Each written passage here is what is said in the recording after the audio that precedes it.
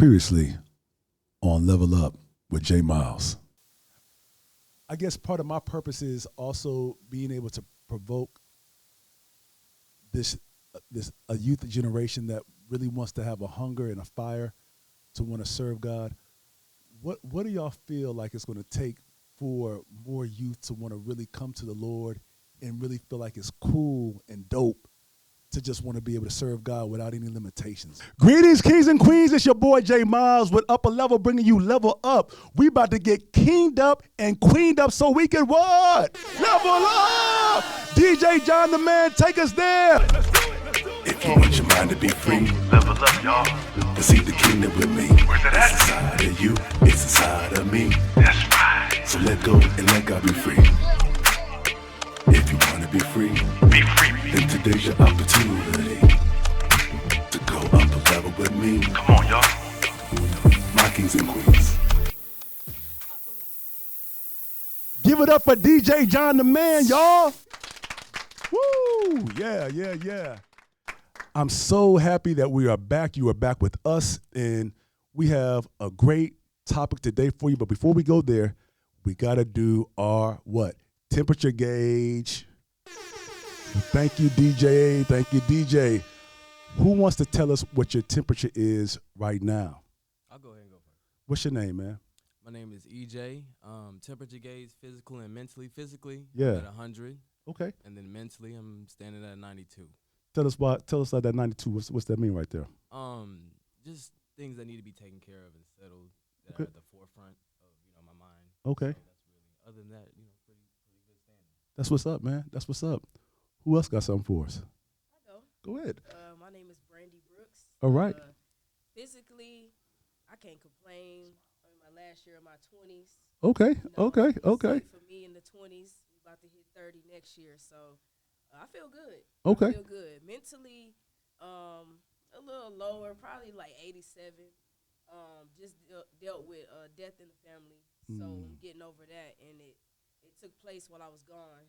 So I had to come back to that. I had to miss the moment with the family, but once we get through that, I'll be all right. Finishing off the year strong, back, I'm ready to work. That's what's up. That's what's up. One more person want to give us their temperature gauge. Come on. Okay. Tell us your name. I'm Tanasia.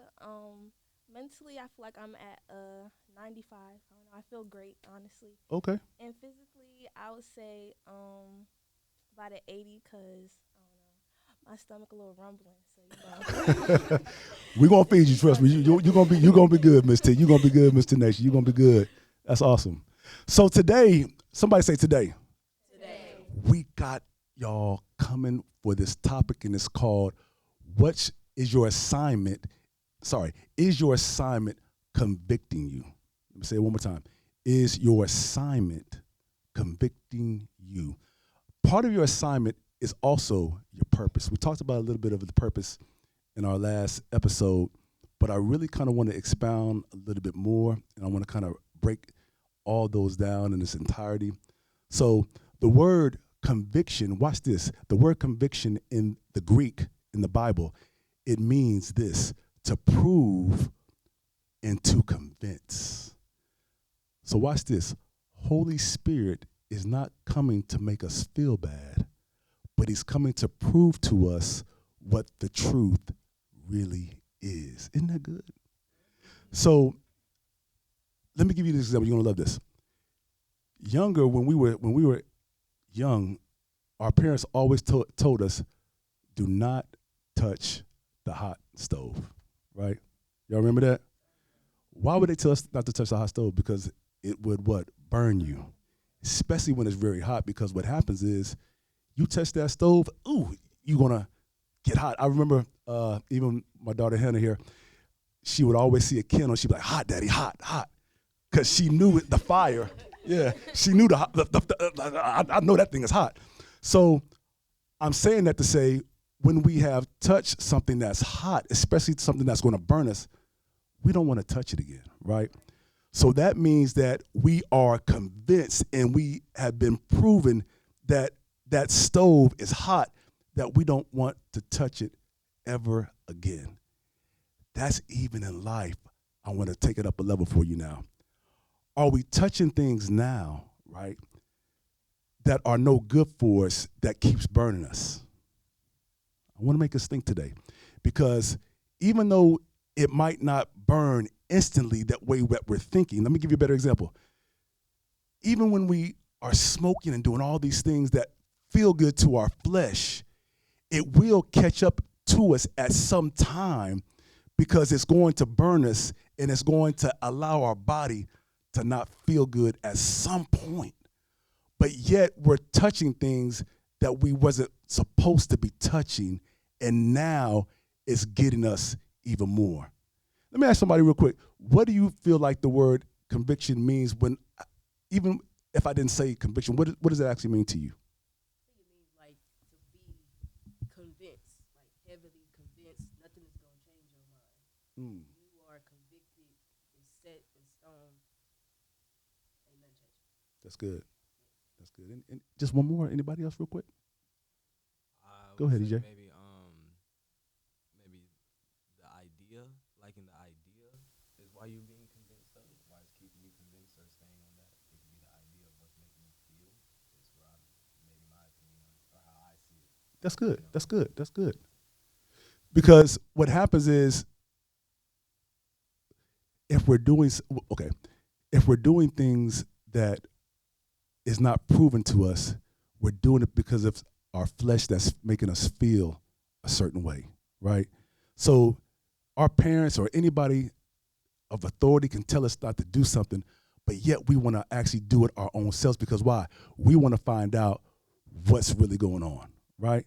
And then once we see that it's not good for us, then maybe eventually over time we might stop doing it, but it takes a process for us not to do that. Does that make sense? Because what happens is, even though I can tell you, don't do that, until you really experience it for yourself, it's always going to allow you to keep doing something over and over again until you are proven from that situation that it's not for you.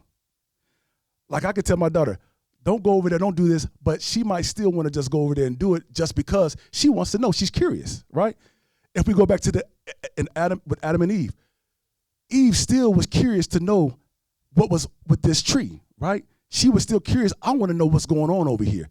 But she was told not to do it. But yet when she did it and Adam partook of it, everything changed. What I'm saying is, there is purpose in our lives, and there's things that we cannot do that will hinder us.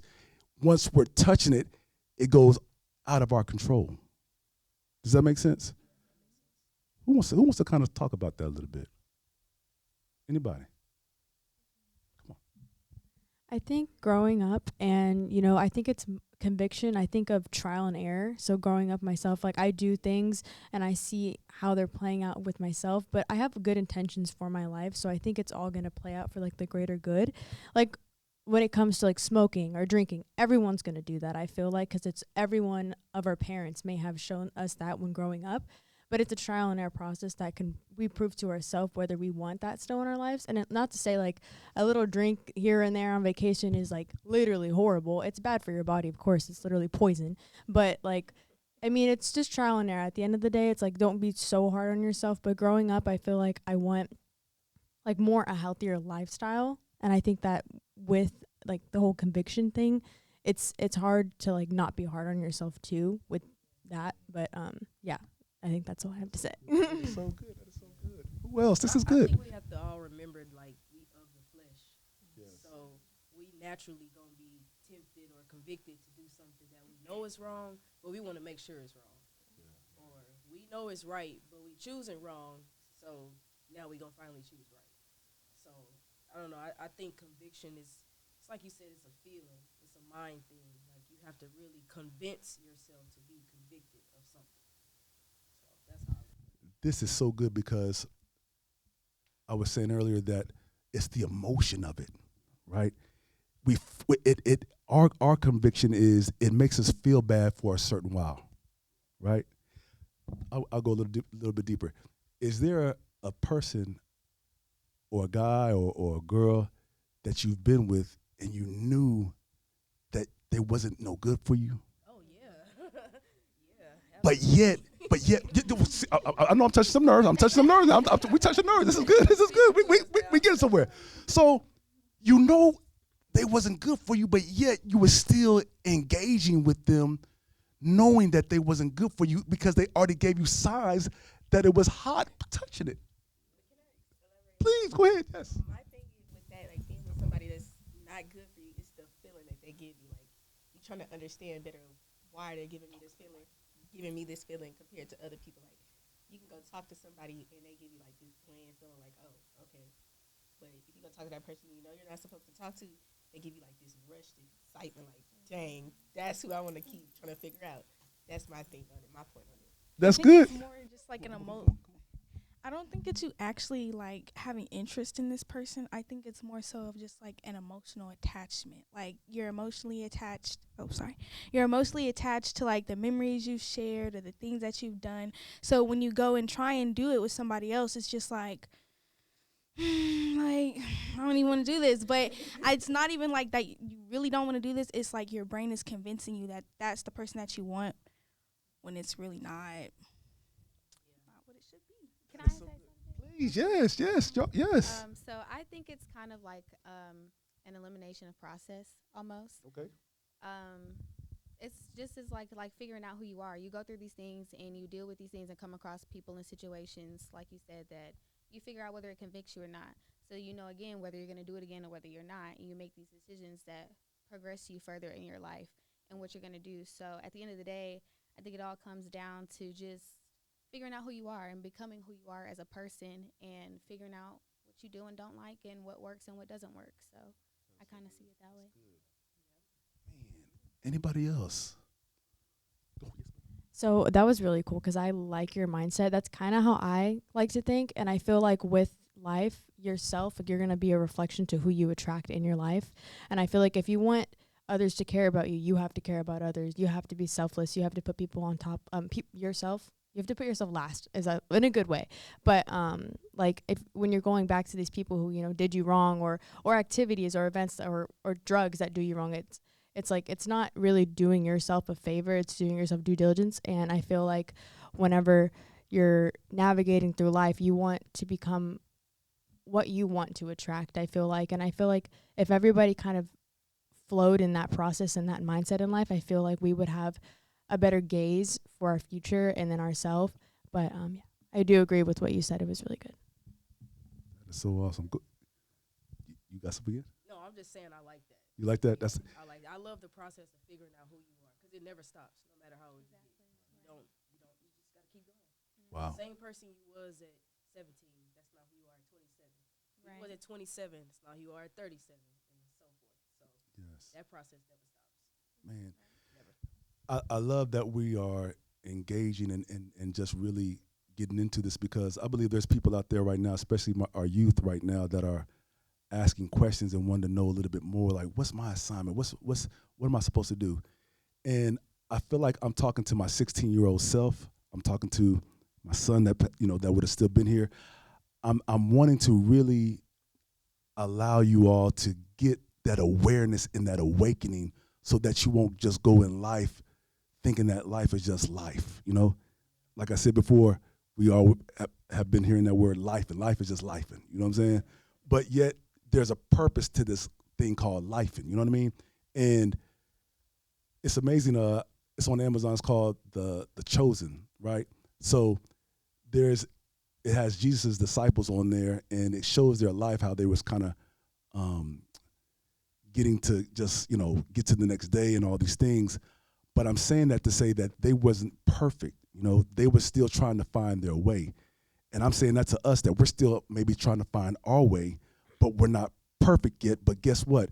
If we have an openness and a willingness to say yes, then that's when God is going to start using us, right?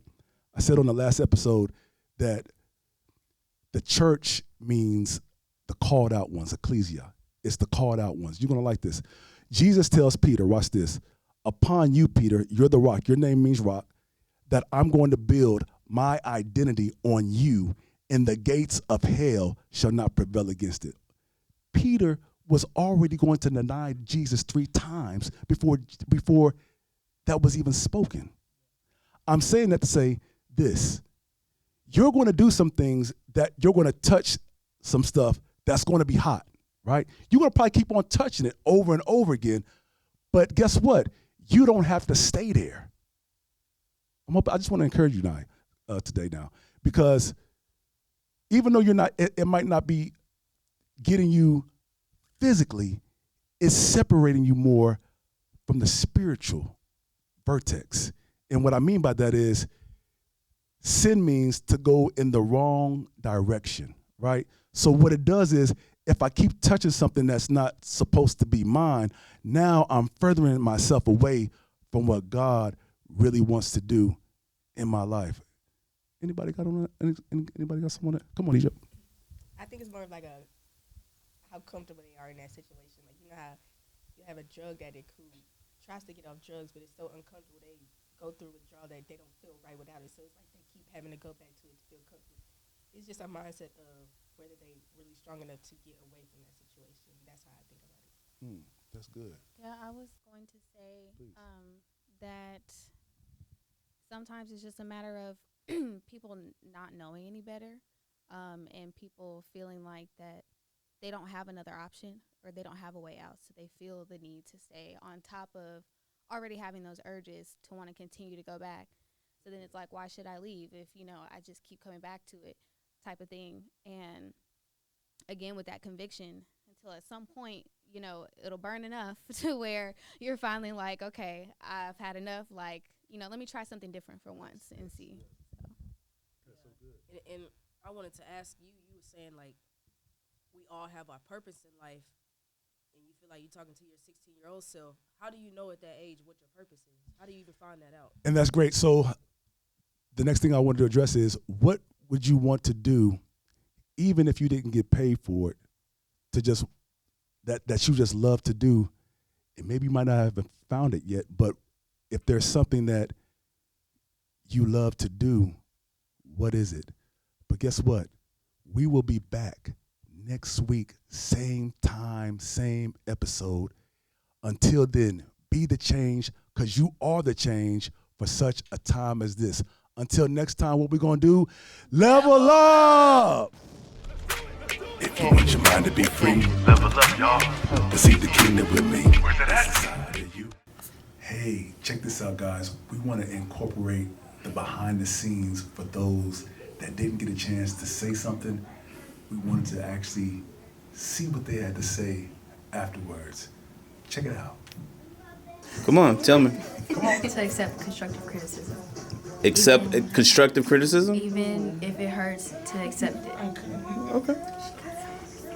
To deliver better, because when I be saying stuff, people be like I'm rude, and I don't even be knowing. So I gotta think about it first. Okay, cool.